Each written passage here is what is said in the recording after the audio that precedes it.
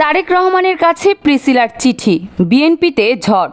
ছোট্ট মেয়ে চিঠি লিখলেন তারেক রহমানকে, আর সেই চিঠি নিয়ে দলের মধ্যে শুরু হয়েছে আলোচনার সমালোচনার ঝড়। সম্প্রতি বিএনপির ভারপ্রাপ্ত চেয়ারম্যান তারেক রহমানকে উদ্দেশ্য করে চিঠি লিখেছেন নিউ ইয়র্কের প্রবাসী বাংলাদেশি কিশোরী প্রিসিলা।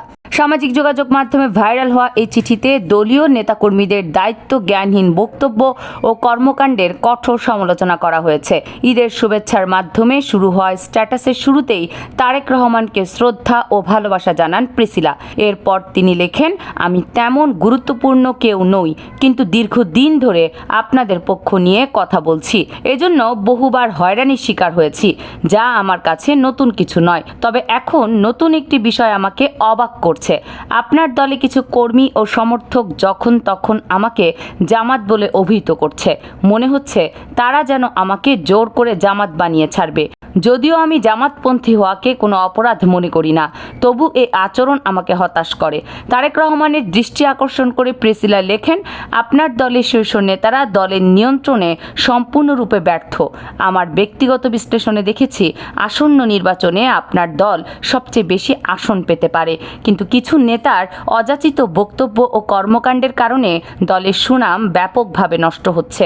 আজকাল আপনার দলের বড় বড় নেতারা এমন সব বক্তব্য দিচ্ছেন যা তাদের মর্যাদার সঙ্গে যায় না, ফলে তরুণ সমাজ ও শিক্ষিত শ্রেণীর মধ্যে দলের গ্রহণযোগ্যতা কমছে।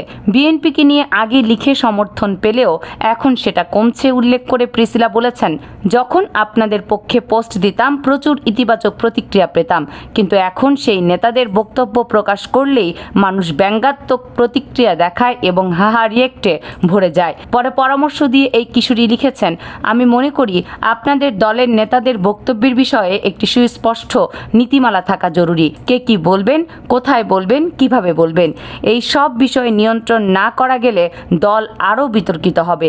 বর্তমানে কিছু নেতা এমন বক্তব্য দিচ্ছেন যা তাদের মানসিক সুস্থতা নিয়ে প্রশ্ন তোলে।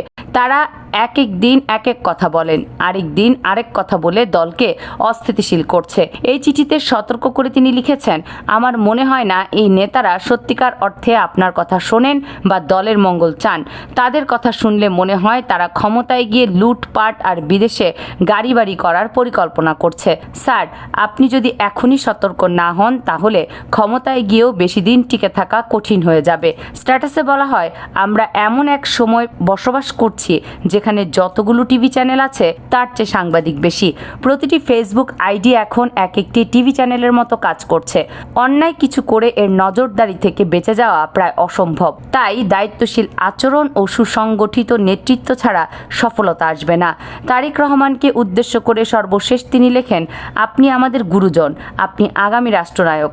আপনাকে পরামর্শ দেওয়ার যোগ্যতা আমার নেই, কিন্তু মানুষের মতামত ও বাস্তব পরিস্থিতি বিশ্লেষণ করে এই চিঠিটি লিখলাম। আমি আপনাকে শুধু কিছুদিনের জন্য প্রধানমন্ত্রী হিসেবে দেখতে চাই না কোনো কারণে আপনার উপর আগের সরকারের মতো অপবাদ আসুক। তবে আমি মোটামুটি নিশ্চিত আপনাদের শীর্ষ নেতারাও আপনার নিয়ন্ত্রণের বাইরে। তারা জনগণের পালস বোঝে না, জনতার বিপক্ষে।